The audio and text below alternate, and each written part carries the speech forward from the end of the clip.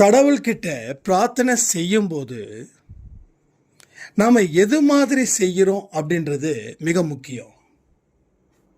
ரெண்டாவது, இந்த குழப்பத்திலே இருக்கிறவங்க வாழ்க்கை எங்கே போய் முடியும் தெரியுமா? உங்களால் ஒரு அடி கூட எடுத்து வைக்கவே முடியாது. இந்த குழப்பம், பயம், தடுமாற்றம் இவைகள் எல்லாமே வெற்றிக்கு எதிராக இருக்கக்கூடியது. அது கடவுளுக்கு எதிராகவும் மாறிடும். நாம் இங்கே சும்மா கடவுளை குறை சொல்லிக்கிட்டே இருக்கோம். கடவுளை குறை சொல்றதால உங்கள் வாழ்க்கை மேலும் சிக்கல்களை ஏற்படுத்தும். ஏன்னா நீங்கள் அந்த அளவுக்கு குழப்பவாதியாக இருக்கீங்க. அந்த அளவுக்கு மனசில் அமைதி இல்லாமல் ஒரு புயலும் ஒரு சூறாவளியும் ஒரு சுனாமியும் கொண்ட மனதாக உங்கள் மனது இருக்குது. இந்த நிமிஷம் வரைக்கும் உங்கள் வாழ்க்கையில் நல்லது நடக்கலை. அப்போ நல்லது நடக்கணுன்றது சாய்ப்பாட விருப்பம். ஆனால் நீங்கள் எதையுமே முழுவதுமாக கேட்கலை. அதனால் திருப்பி திருப்பி சாய்ப்பா உங்களுக்கு வார்னிங் கொடுத்துக்கிட்டே இருக்கார். முழு பதிவையும் கேட்குறவங்களும் தொடர்ந்து பதிவை கேட்குறவங்களுக்கும் தான் நிறைய நல்ல விஷயங்கள் இங்கே நடக்குது. ருத்ரதாண்டவ பயிற்சி பல பேருக்கு தெரியல. அது என்னன்னே தெரியல, என்னன்னே புரியல. ஆனால் தெரிஞ்சவங்க கிட்டேயோ, ருத்ரதாண்டவ பயிற்சி தெரிஞ்சுக்கிட்டவங்க கிட்டேயோ, அது முழு முயற்சியாக கடைப்பிடிக்கிறவங்க கிட்டேயோ வாழ்க்கை வேற லெவலில் இருக்குது. ஸோ வர 14ஆம் தேதி அன்பை சாய் குடும்பத்தில் இருக்கிற அத்தனை பேரும் காலையில் 10 மணிக்கு சாய்ப்பாவோட கோயில், அவங்கவுங்க ஊரில் இருக்கக்கூடிய சாய்ப்பாவோட கோயிலுக்கு போகணும்னு சொல்லி சாய்ப்பாவோடைய அன்பு கட்டளை மறக்காதீங்க. அப்படி யாராவது போக முடியலன்னா கண்டிப்பாக அவங்களுக்காக நான் பிரார்த்தனை பண்ணிக்கிறேன். ஃபீல் பண்ண வேண்டாம். முடிஞ்ச அளவுக்கு போங்க. போக முடியாத சூழ்நிலைகள் இருந்துச்சுன்னா பரவாயில்ல, அதை பற்றி பிரச்சனை இல்லை. உங்கள் மனசு என்றைக்குமே சாயப்பாவோட அன்பினால் நிரப்பப்பட்டு இருக்கணும். நீங்கள் சாயப்பாவோட இதயத்தில் இருக்கணும். அதுதான் அன்பை சாயோடைய விருப்பம். உங்கள் கடன் தீரணும். உங்களோட வாழ்க்கையில் உங்கள் மகனுக்கோ மகளுக்கோ ஏற்பட்ட பிரச்சனைகள் தீரணும். நீங்கள் நினைச்சதை எல்லாம் நிறைவேறணும். உங்கள் பிரச்சனைகளை தீர்ப்பதற்கு போதிய ஞானத்தையும் ஆற்றலையும் கடவுள் வழங்கணுன்றது தான் இங்கே அன்பே சாயோடைய மிக முக்கியமான குறிக்கோள். ஒவ்வொரு பதிவுகளும் உங்களுக்காகவே உருவாக்கப்பட்டது. அதை நீங்கள் அலட்சியப்படுத்தினீங்கன்னா உங்கள் வாழ்க்கை உங்களை நிச்சயமாக புறக்கணிக்கும். வாழ்க்கை உங்களை புறக்கணிச்சிடுச்சுன்னா என்ன நடக்கும்ன்றத நீங்கள் இந்த நிமிஷம் நடந்துக்கிட்டு இருக்க உங்கள் வாழ்க்கையில் இருக்கக்கூடிய துன்பங்கள் அது மாபெரும் துன்பங்களாக மாறும். ஆனால் வாழ்க்கை உங்களை ஆதரிச்சிட்டா எந்த மனுஷனும் உங்ககிட்ட வாலாட்ட முடியாது. இது எல்லாமே இந்த பதிவில் சொல்லப்பட்டுள்ளது. அன்பை சாய் அப்படின்றது ஒரு வெற்றியின் வெளிச்சம். இங்கே கோப்பைகள் வாங்குவதற்கு உங்களை கடவுள் தயார் செய்து கொண்டே இருக்கிறார். அதை மறக்காமல் வாழ்க்கையை வாழுங்க. இன்னைக்கு சொல்லக்கூடிய அத்தனை விஷயத்தையும் குழப்பங்கள் நீங்கும், அறிவு பெருகும், மன வலிமை அதிகரிக்கும், ஒரு வாழணுன்ற உத்வேகம் உங்களுக்குள்ள நிச்சயமாக ஏற்படும். மொத்த பதிவையும் கவனத்துடன் கேளுங்கள்.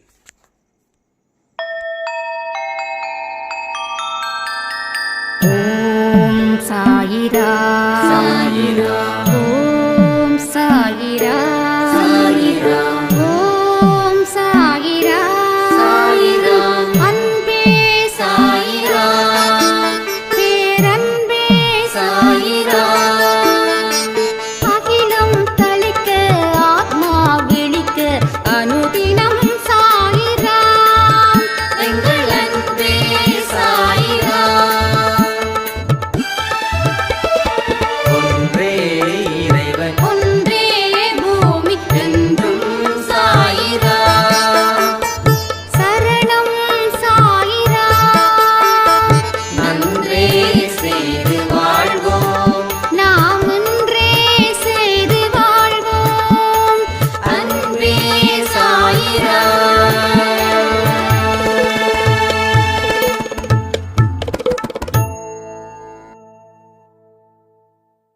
சாய்ராம். என் உயிரின் உயிரானவர்களே அனைவரும் வர ஞாயிற்றுக்கிழமை 14ஆம் தேதி காலையில் 10 மணிக்கு சாய்பா கோயிலுக்கு போகணும் அப்படின்னு நம்ம சொல்லியிருக்கோம். இன்றைக்கி 12 மணி பதிவில் இதை பற்றி நம்ம பேசியிருக்கோம். ஸோ மறக்காமல் அந்த பதிவை நிச்சயமாக கேளுங்க. ருத்ரதாண்டவ பயிற்சியில் ஒவ்வொரு மனுஷங்களுடைய வாழ்க்கையிலையும் எவ்வளவு பெரிய மாற்றத்தை சாயப்பா ஏற்படுத்தியிருக்காரு அப்படின்றத நம்ம ரொம்ப தெளிவாகவே புரிஞ்சிருக்கோம். இன்னும் நிறைய பேர் தொடர்ந்து அந்த பதிவை கேட்டதுக்கப்புறம் இந்த பயிற்சினா என்னங்க, இந்த பதிவை நான் கேட்கவே இல்லை அப்படின்னு. நான் ஒரு விஷயத்த மட்டும் நிறைய தடவை சொல்கிறேன், எல்லா பதிவுகளும் நீங்கள் கேட்டாதாங்க, இல்லைன்னா அது ரொம்ப கஷ்டம், அது பல பிரச்சனைகளை ஏற்படுத்தும். இப்போ பயிற்சிகள் உங்களுக்கு கடவுளாக உருவாக்கப்பட்டது தான். இங்கே எதுவுமே ஆர்டிஃபிஷியலாக பண்ணலை. உங்களுக்கு தேவையானதை சாயப்பா உங்களுக்கு கொடுக்கணுன்றதுக்காக தான் இங்கே பல வழிகளில் சில விஷயத்தை அவர் ஏற்படுத்துகிறார். அதை நீங்கள் முழு மனதோட ஃபாலோ பண்ணணும். அப்படி இல்லைன்னா எதுவுமே இல்லை. இப்போ யார் மேலே குற்றம்? பதிவு கேட்காத உங்களது குற்றமா? இல்லை சாய்பா மேலே குற்றத்தை சுமக்க போகிறீங்களா? இல்லை இதனால் என்ன ஆகிட போகுது அப்படின்னு சொல்லி பொதுவாக குற்றத்தை சுமத்த போகிறீங்களான்னு தெரியல. ஆனால் என்னதான் கூட்டி கழித்து பார்த்தாலும் நஷ்டம் அப்படின்ற ஒரு விஷயத்துக்கு சொந்தக்காரராக நீங்கள் இருக்கிறீங்கன்றது மட்டும் உண்மை. நிறைய தேடுதல் உங்ககிட்ட இல்லாமல் இருக்கிறதால தான் நீங்கள் எதை தேடியும் அது உங்களுக்கு கிடைக்காம போகுது. எதை தேடுறீங்களோ அதை கண்டடைவீர்கள். எதை தேடுறோமோ அது நிச்சயமாக நமக்கு கிடைக்குமா? அப்போ வாழ்க்கையில் எதை தேடுறோம் அப்படின்றது முக்கியம் இல்லை, எதை தேடிக்கிட்டு இருக்கிறோன்றது முக்கியம் இல்லை, எதை தேட போகிறோம் அப்படின்றது முக்கியம் இல்லை. அப்போ இதை ஏன் தெரிஞ்சும் இவ்வளவு மயக்கம், அதில் ஒரு குழப்பம். உங்கள் குடும்பத்தில் இருக்கக்கூடிய பிரச்சனைகளை தீர்ப்பதற்கு கடவுள் எளிய வழிகளில் ஒரு முயற்சி செய்ய அப்படின்றாரு. அந்த முயற்சியை செய்வதற்கு ஏன் இவ்வளவு பெரிய கஷ்டம்? அப்போ பயிற்சி எப்போ சொன்னீங்க, எனக்கு தெரியலையே, நான் கேட்கலையே அப்படின்னா அதுக்கு யாரும் எதுவும் ஒன்றுமே செய்யவே முடியாது. நான் ஏன் என்னுடைய வாட்ஸ்அப் நம்பரில் ஸ்டேட்டஸில் ஆடியோவை நான் வைக்கிறேன், அதுக்கு பதில் சொல்லுங்களேன். உங்களுக்கு நோட்டிஃபிகேஷன் வரலன்னா அப்போது வாட்ஸ்அப்பில் என்னோடய ஸ்டேட்டஸ் பார்க்கும்போது அதை நீங்கள் பார்ப்பீங்கன்ற நம்பிக்கை தான், வேறு ஒன்றுமே கிடையாது. இங்கே ஒரு வியூஸ் போகணுமோ இல்லை வேறு எதுக்கோ அப்படிலாம் இல்லை. அவரை நம்புனா நீங்கள் ஏமாற மாட்டீங்கன்ற ஒரு வார்த்தையை உண்மையாக்கிறதுக்கு தான் இங்கே இத்தனை விஷயங்களை செஞ்சுக்கிட்டே இருக்கோம். ஒரு சாய்ராம் கேள்வி கேட்டாங்க ஒரு 1 இயருக்கு முன்னாடி, நீங்கள் இவ்வளவு ஆடியோ கொடுக்குறீங்களே, இதனால் உங்களுக்கு என்ன லாபம்? நாங்களாம் ஏன் மாறணும்னு நீங்கள் நினைக்கிறீங்க? இந்த மாதிரியான கேள்விகளும் ஒரு 1-2 பேர் கேட்குறாங்க. இது வரைக்கும் கேட்டது 2 பேர் தான். அந்த 2 பேரில் இன்னொரு சாய்ராமாவது கொஞ்சம் பட்டும் படாமல் கேட்டாங்க. ஆனால் இன்னொரு சாய்ராம் எதுக்கு, என்ன காரணம், அது கொஞ்சம் சொன்னீங்கன்னா நல்லா இருக்கும்னாங்க. அப்போ தான் நினச்சேன், ஆமாம், நல்லது செய்யணும்னு எந்த மனுஷனும் விருப்பப்படுறதே இல்லை. அப்போ அவங்க கேட்குறது நியாயம்தானே அப்படின்னு. ஆனால் பல வருஷத்துக்கு முன்னாடி நல்லதை செய்கிறதுல மனிதர்கள் போட்டி போட்டுட்டு இருந்தாங்க. ஆனால் இன்றைக்கி அப்படி கிடையாது. அப்போ அவங்க கேட்குறதும் தப்பு கிடையாது. ஏன்னா எல்லா சைடுக்கும் ஒரு பலனை எதிர்பார்த்து உதவிகள் இங்கே கேட்குறாங்க. பலனை எதிர்பார்த்து தான் பழக்கமே இங்கே இருக்குது. அப்போ அதை உடைச்சி எறிகிறதுன்றது ரொம்ப கஷ்டம். அப்போது இப்படிப்பட்ட விஷயத்தை இவர் ஏன் செய்கிறாரு, இவர் எதுக்காக செய்கிறாரு, அதனால் என்ன லாபம் அப்படின்னு கேட்கக்கூடியவங்க ஜாஸ்தி தான். உண்மையை ஒத்துக்கிறேன், இல்லைன்னு சொல்லு.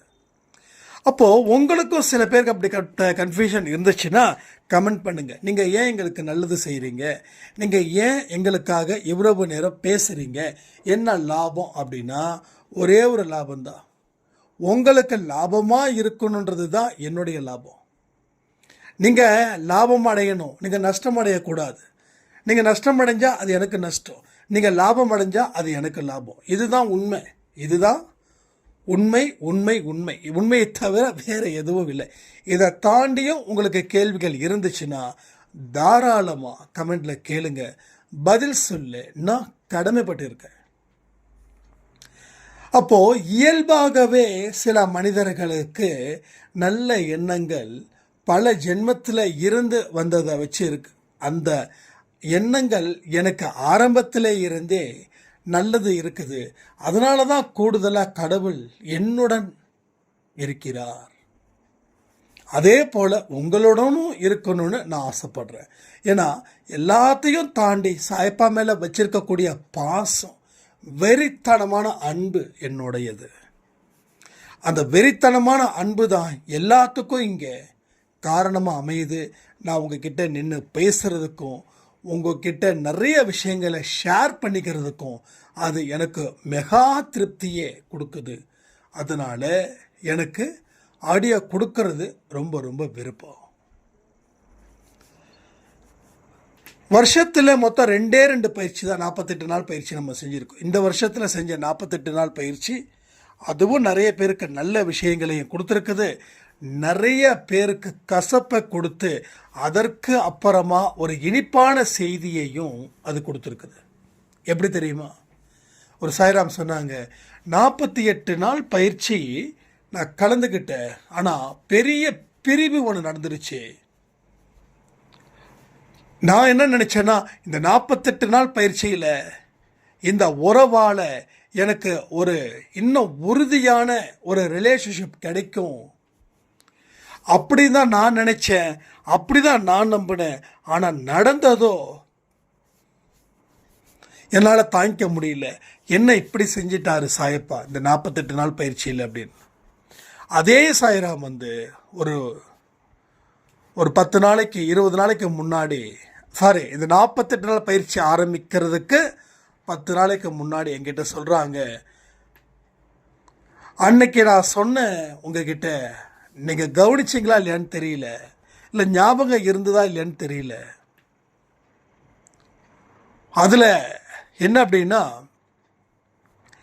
அந்த உறவு பிரிஞ்சதால் இன்னைக்கு எனக்கு மிகப்பெரிய நிம்மதி கிடைச்சிருக்குது.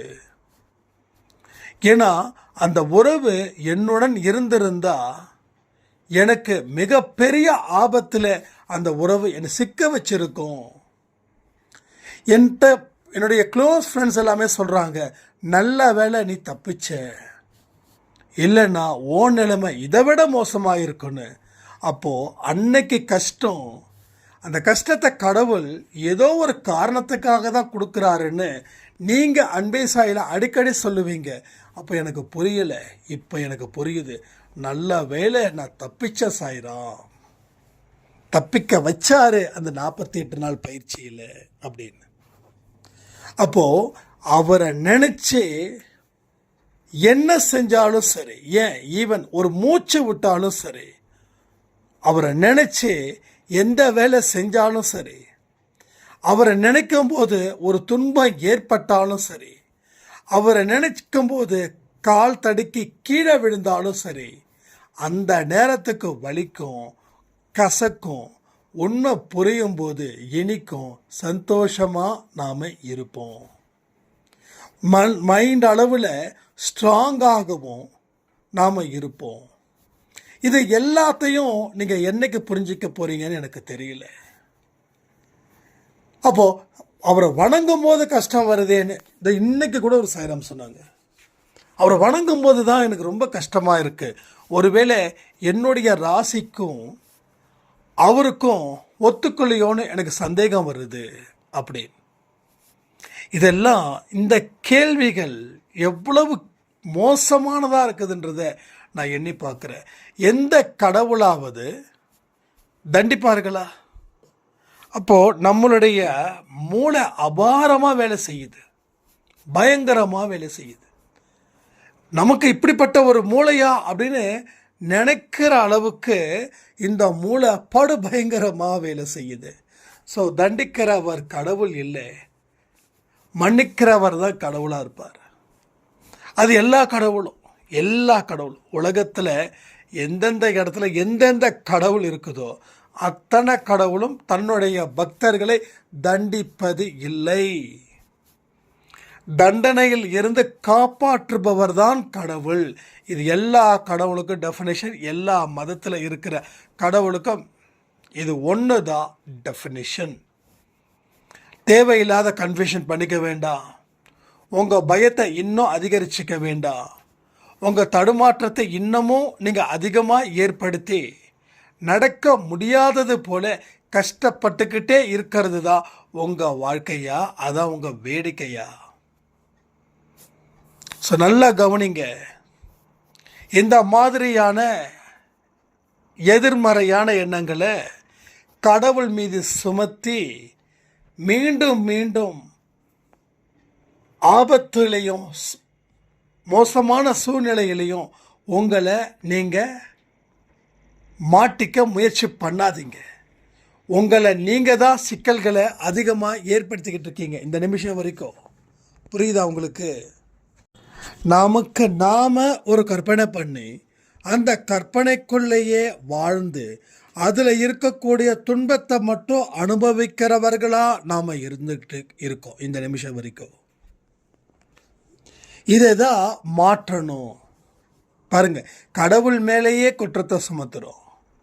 அப்போ எத்தனை மனுஷங்க மேலே குற்றத்தை சுமத்திருப்போம், எத்தனை மனுஷங்களை காயப்படுத்தியிருப்போம். உங்களுக்கு புரியுதா? ஸோ கடவுள் மேலே குற்றத்தை சுமத்தின நீங்கள் ஒரு மனுஷனையாவது சும்மா விட்டுருப்பீங்க?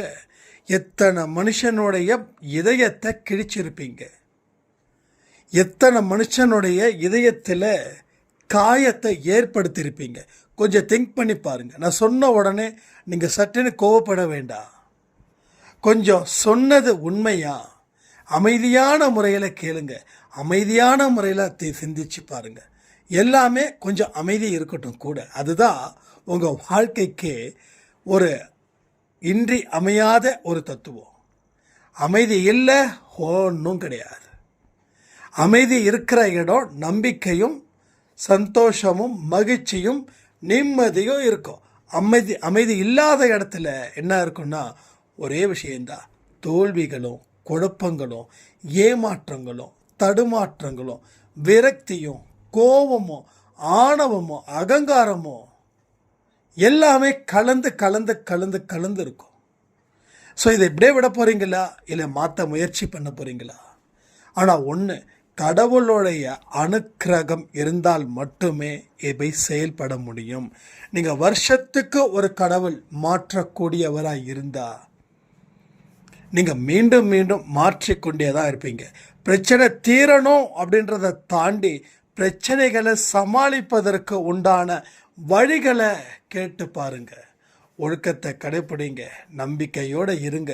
அது ஒன்று உங்கள் வாழ்க்கையில் இன்றி அமையாததாக மாறி உங்கள் வாழ்க்கையை சந்தோஷத்தையும் நல்வழியையும் அது ஏற்படுத்தும். நீங்கள்லாம் இன்னும் சிறப்பான ஒரு வாழ்க்கைக்காக தான் காத்துக்கிட்டு இருக்கீங்க. கடவுளுக்கு தெரியும், கடவுளுக்கு எல்லாம் தெரியும். இது தெரியும் அது தெரியும் இல்லை, எல்லாமே அவருக்கு தெரியும். தெரியாததுன்றது எதுவுமே இல்லை. அண்டமும் அவரே, எல்லாமே அவரே, ஆகாயம் பூமி எல்லா இடமும் அவரே. அதனால் அவருக்கு தெரியாதது உங்களுக்கு தெரியாதுன்றதுலாம் இல்லை. அவருக்கு எல்லா விஷயங்களும் 100க்கு 100 அத்துப்படி. ஆனால் நமக்கோ நம்ம வாழ்க்கை எப்படியோ அதையே நமக்கு தெரிஞ்சிக்கல. முதல்ல நான் யாருன்றதை தெரிஞ்சிக்கல, நம்ம பலம் என்னன்னு தெரிஞ்சிக்கல, பலகீனம் என்னன்னு தெரிஞ்சுக்கல. நம்ம வாழ்க்கையில் எதற்காக வாழ்கிறோம் அப்படின்றதே நிறைய பேருக்கு தெரியலைங்க. நம்ம வாழ்ந்துக்கிட்டு இருக்கிறது தான் ஒரு வாழ்க்கைன்னு நம்ம நினைக்கிறோமே, அதுதான் பெரிய தப்பு. நாம் வாழ்ந்துக்கிட்டு இருக்கிற வாழ்க்கையே இல்லை. அது பிறருக்காக வாழ்ந்த வாழ்க்கை தான் இங்கே நிறைய பேர் வாழ்ந்துக்கிட்டு இருக்காங்க இப்போ வரைக்கும். முக்காவாசி பேர் தனக்காக வாழலை, பிறருக்காக மட்டுமே வாழ்ந்துக்கிட்டு இருக்காங்க இந்த நொடி வரைக்கும். உங்களுக்கான வாழ்க்கையை வாழும்போது தான் நீங்கள் சந்தோஷத்தை அனுபவிக்க முடியும். ஒரு சாய்ராம் சொன்னாங்க, என்கிட்ட காரு இருக்குது, பங்களா இருக்குது, எல்லாமே இருக்குது, ஆனால் சந்தோஷம் கிடைக்கலைங்க, நான் என்ன பண்ணுறதுன்னாரு. நான் திருப்பி ஒரே கேள்வி கேட்டேன், உங்கள் வாழ்க்கை யாருக்காக வாழ்கிறீங்கன்னு. என்னங்க, ஆரம்பத்தில் எங்கள் அம்மா அப்பாவுக்காக வாழ்ந்தேன், அடுத்தது என் மனைவிக்காக வாழ்ந்தேன், இப்போது என்னுடைய குழந்தைங்களுக்காக வாழுறேன், அடுத்தது என் பேரனுக்காக வாழுவேன். இப்போ உங்களுக்கான வாழ்க்கை அவங்க நல்லா இருந்தால் போதுங்க. இந்த மனசு நல்ல மனசு தான், நான் இல்லைன்னு சொல்லலை, உண்மையிலே சூப்பர், எக்ஸலண்ட். குடும்பத்தை தன்னுடைய நெஞ்சிலே சுமந்து பாரத்தோடு வாழ்ந்துட்டுருக்காரு, சந்தோஷம், இல்லைன்னு சொல்லலை. ஆனால் நமக்குன்னு ஒரு வாழ்க்கை இருக்குல்ல, அந்த வாழ்க்கையை வாழ்ந்தால் தானே எல்லா வாழ்க்கையும் சாத்தியமாகும். அப்போ எல்லாமே இருந்தும் ஏமாற்றம் என்ன அர்த்தம்? நீ உனக்கான வாழ்க்கையை வாழலை, உனக்குன்னு ஒரு தனிமையான நேரத்தை நீ ஒதுக்கலை, உனக்கு பிடிச்சதை செய்யலை.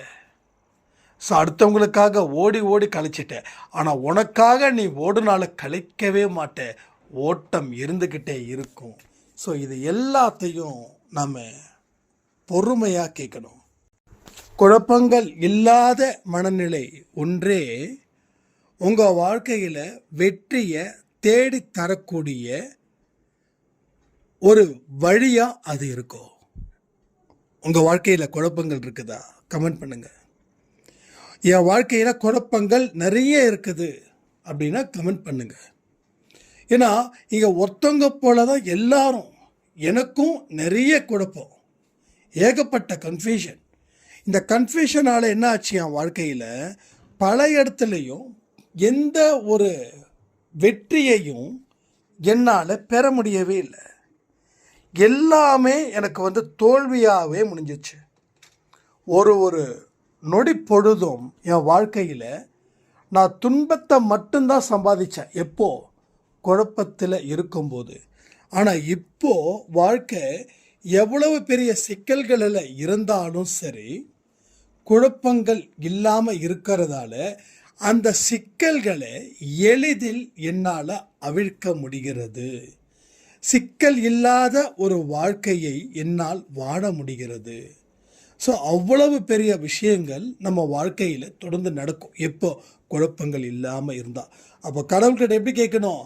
குழப்பம் இல்லாத ஒரு வாழ்க்கையை கொடு, குழப்பம் இல்லாத ஒரு மனநிலையை கொடு, எதிர்கொள்வதற்கு போதுமான மன தைரியத்தை கொடு. எந்த மாதிரி கேள்விகளை கேட்கும்போது தான் உங்கள் வாழ்க்கை அடுத்த கட்டத்துக்கு போகும். இல்லை கடவுள் பொண்ணு கேட்டால் பொருளை கேட்டால் கொடுப்பாருன்னு சொல்லி எனக்கு பொண்ணும் பொருளும் கொடுன்னா இன்னைக்கு வரைக்கும் நீங்கள் என்ன வாங்குறீங்களோ அதையே தான் வாங்குவீங்க.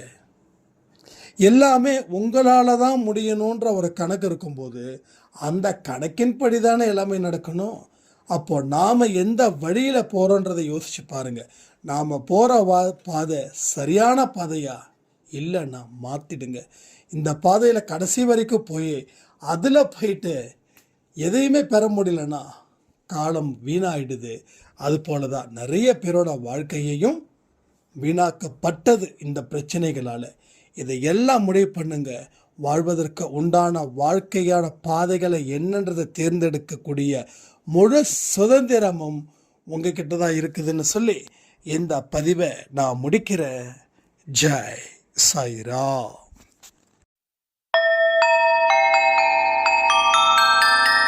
ஓம் சாயிரா சாயிரா, ஓம் சாயிரா சாயிரா.